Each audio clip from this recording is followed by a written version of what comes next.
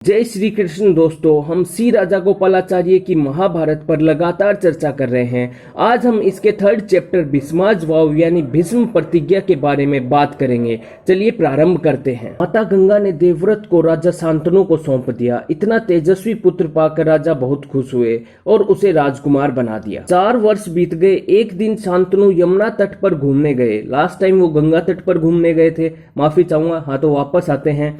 यमुना के तट का वातावरण मनोहारिणी सुगंध से भरा हुआ था। वहां उन्हें एक सुंदर स्त्री दिखाई दी और उसके शरीर से ही ये सुगंध आ रही थी।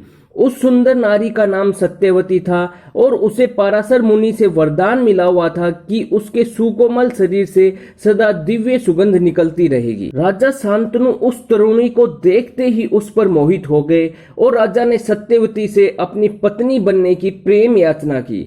सत्यवती बोली, मेरे पिता मल्लाहों के सरदार हैं, उनकी अनुमति ले लीजिए, मैं आपकी पत्नी बनने को तैयार हूँ।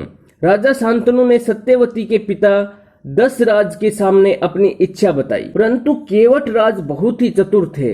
उन्होंने कहा, लड़की की शादी किसी न किसी से तो करनी ही है और आपके जैसा वर मेरी लड़की को और कहाँ मिलेगा, परंतु आपको एक वचन देना पड़ेगा। शांतनु ने लास्ट टाइम की तरह जैसे गंगा को हाँ की थी वैसे हाँ नहीं की। इस बार उन्होंने कहा कि जो मांगोगे वो मैं दूंगा, यदि मेरे लिए अनुचित नहीं हुआ तो। केवटराज ने राजा से कहा, आपके बाद हस्तिनापुर के राज सिंहासन पर मेरी लड़की का पुत्र ही बैठेगा। इस बात का वचन आप मुझे दे सकते हो क्या? हालांकि राजा शांतनु सत्यवती पर पूरी तरीके से मोहित हो चुके थे, परंतु गंगा पुत्र के अलावा वह किसी अन्य को गद्दी पर बैठाने का सोच भी नहीं सकते थे और वो नगर की तरफ लौट गए। यह चिंता उन्हें दिन प्रतिदिन दुर्बल कर रही थी। वह अपने मन ही मन में यह चिंता दबाए हुए थे, यह राज को दबाए बैठे थे। कुशाग्र बुद्धि देवव्रत यह देख समझ गया कि उनके मन में कुछ न कुछ व्यथा है। एक दिन उसने पूछ ही लिया, पिताजी, संसार में ऐसा कोई भी सुख नहीं है जो आपको प्राप्त ना हो, फिर भी आपका शरीर पीला पड़ गया है, आप दिन प्रतिदिन दुबले होते जा रहे हो, आपको किस बात की चिंता सता रही है? अब शांतनु को कुछ ना कुछ तो बताना ही था। शांतनु ने कहा, बेटा, तुम मेरे एकमात्र पुत्र हो और युद्ध का तो तुम्हें व्यसन सा हो गया है। भगवान ना करे कभी तुम्हें कुछ हो गया तो हमारे वंश का क्या होगा? इस तरह शांतनु बातों को गोल गोल घुमा रहे थे, परंतु तेज बुद्धि देवव्रत ने राजा के सारथी से सभी बातें जान ली और सीधे केवटराज के पास पहुंच गए। उनसे कहा कि वो अपनी पुत्री सत्यवती का विवाह उनके पिता से कर दे। केवटराज ने अपनी बात वापस से दोहराई तो देवव्रत ने कहा कि मैं वचन देता हूँ कि मैं कभी शासन का लोभ नहीं करूंगा और सत्यवती का पुत्र ही राजा बनेगा।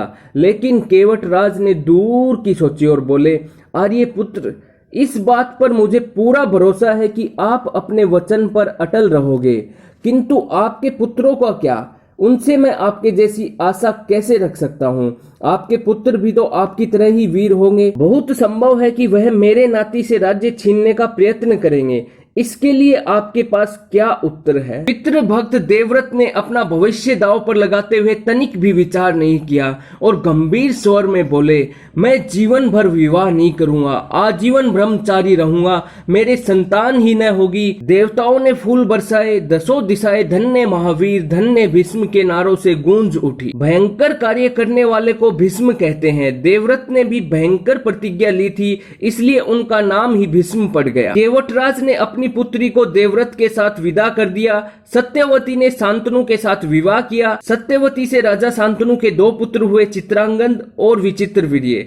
शांतनु के बाद चित्रांगद और उनके युद्ध में मारे जाने के बाद विचित्रवीर्य हस्तिनापुर के सिंहासन पर बैठे। विचित्रवीर्य के 2 रानियां थी, अंबिका और अंबालिका। अंबिका के पुत्र धृतराष्ट्र और अंबालिका के पुत्र का नाम पांडु हुआ। धृतराष्ट्र के पुत्रों को कौरव और पांडु के पुत्रों को पांडव कहा गया। तो आशा करता हूं दोस्तों आपको ये वीडियो पसंद आई होगी। यदि वीडियो पसंद आए तो वीडियो को लाइक कीजिएगा और वीडियो पे कमेंट कीजिएगा और मेरे चैनल सच टॉक को सब्सक्राइब जरूर कीजिएगा। यदि वीडियो पसंद नहीं आए तो वीडियो को डिसलाइक भी कर सकते हो और कारण कमेंट बॉक्स में जरूर बताएं। मिलते हैं किसी नेक्स्ट वीडियो में। अपना ध्यान रखिएगा। जय हिंद, जय भारत, जय श्री कृष्ण।